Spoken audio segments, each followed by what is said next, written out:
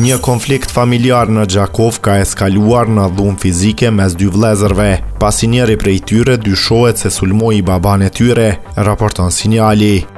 Burimet e gazetës bëjnë të ditur se ngjarja ka ndodhur mbrëmjen e 21 majit në rrugën Skënderbeu. Sipas kallëzimit të bërë nga NG, ai ishte sulmuar fizikisht nga djali i tij MG. Por situata nuk ishte përfunduar aty.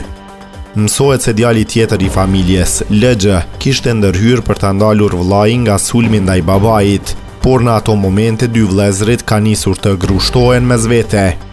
Viktima ka marrë trajtim mjekësor dhe më pas me dëshirën e tij është kthyer në shtëpi.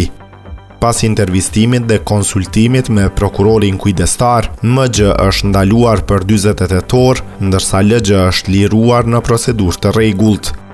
Rasti po hetohet si dhunë në familje.